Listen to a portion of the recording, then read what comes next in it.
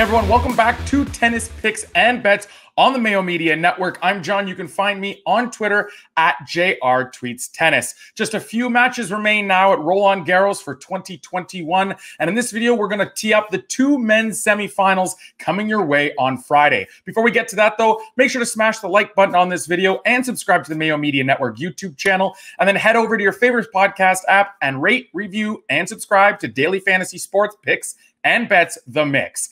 Rafael Nadal, Novak Djokovic, a storied rivalry and one that will have its 58th edition coming your way on Friday. Possibly the match of the tournament, even before the final. These are probably the two best players right now in the world on clay, although Tsitsipas could make a claim to be inching towards them. We'll begin with this match and the play here, -5 for Rafael Nadal. This is -5 games, of course, at -107 odds. Look, Rafa is the king of clay, and at Roland-Garros in best 3 of 5 set tennis, it is going to be tough for anyone, including Novak Djokovic, who is probably the second, maybe the third best player, depending on who you speak to, on clay in the world. Until he proves he can do it here at Roland-Garros again, I think he did it years and years ago. He's one of only 2 players to beat Rafa here, but until he can prove that he can keep it somewhat close, we have to continue to back Rafa. -5, I'd have this closer to -6.5. Rafa dismantled him here last year, although it does have to be said that a 6-love, 6-2 start is not likely. I'm not banking on the exact same first 2 sets as we saw in the fall of 2020. On the other hand, though, there is something I do think that benefits Rafa more, and that's moving this tournament back into its regular slot in the springtime. When it is warmer, it's not as damp, and the conditions really favor Rafa when that ball bounces higher in the warm spring days as opposed to the damper days in the fall where this tournament took place last year due to the pandemic.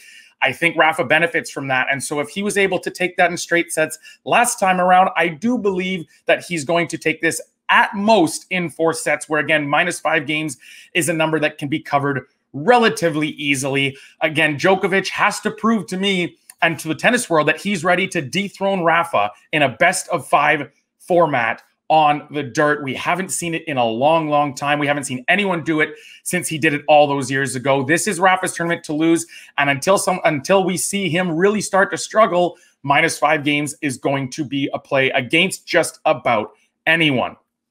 The other match, no plays on this one. I think it looks to be priced just about right, but I do want to talk a little bit about Stefanos Tsitsipas and Alex Zverev. These are 2 of those quote-unquote next-gen players that have yet to break through. Dominic Thiem was in that discussion as well. Of course, he won the U.S. Open last year, so he has his maiden Grand Slam under his belt. These 2 are vying for a spot in the final to take on that generation of Novak and Rafa and Fed that have kept them away from winning a slam for all these years.